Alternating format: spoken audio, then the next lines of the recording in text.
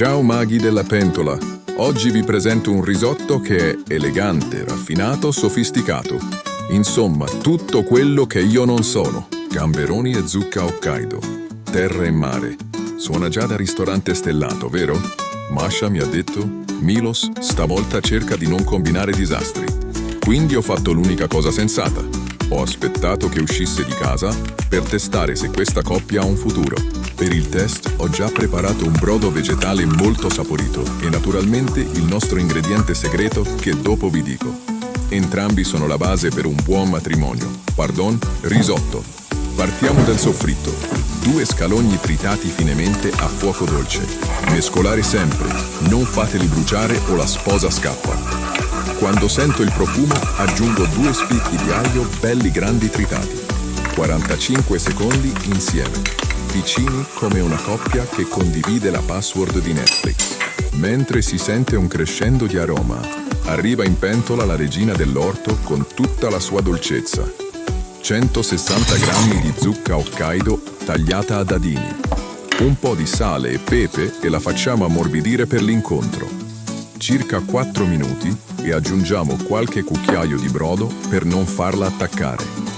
Trattatela bene, è sensibile. Asciugato il poco brodo aggiunto, prepariamo il terreno con 200 grammi di riso di alone nano semi-integrale bio, che tostiamo nel soffritto per 2 minuti, sempre mescolando, fino a quando diventa traslucido e pronto ad assorbire i sapori.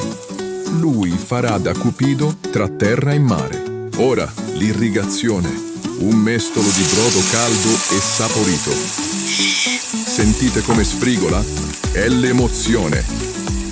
Facciamo assorbire e ne aggiungiamo un altro. E adesso, per sciogliere la tensione tra i futuri sposi, serve l'alcol. Un buon prosecco per celebrare la futura coppia.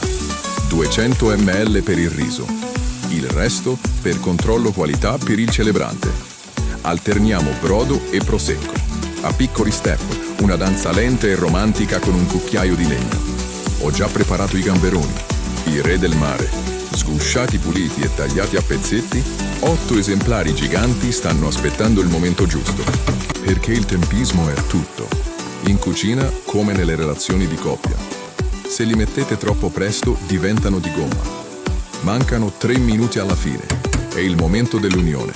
Arriva la magia. Il gambero si innamora a prima vista della zucca dolce. Sono gli opposti che si attraggono ed entra in gioco il nostro ingrediente segreto. L'amore.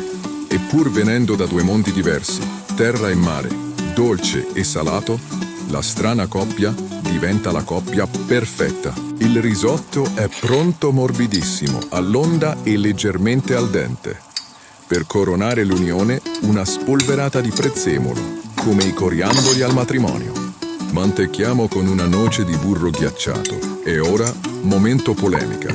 Una piccola quantità di grana, non più di 15 grammi. I puristi mi insulteranno?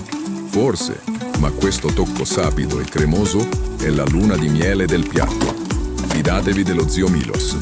Spegnete, coprite e lasciate riposare 1 minuto. Un po' di privacy per gli sposi. Fra un attimo inizia la celebrazione. Siete pronti? Sarà una festa esplosiva. E che Masha non dica più che non sono abbastanza romantico. Ho appena celebrato il matrimonio dell'anno in una pentola. Eccola! La coppia perfetta. Il dolce della terra che ha incontrato il salato del mare. Non è solo un risotto, è un abbraccio tra terra e mare che sono fatti l'uno per l'altra. Ditemi, vi è scesa una lacrimuccia guardando questa storia d'amore? A me scende l'acquolina.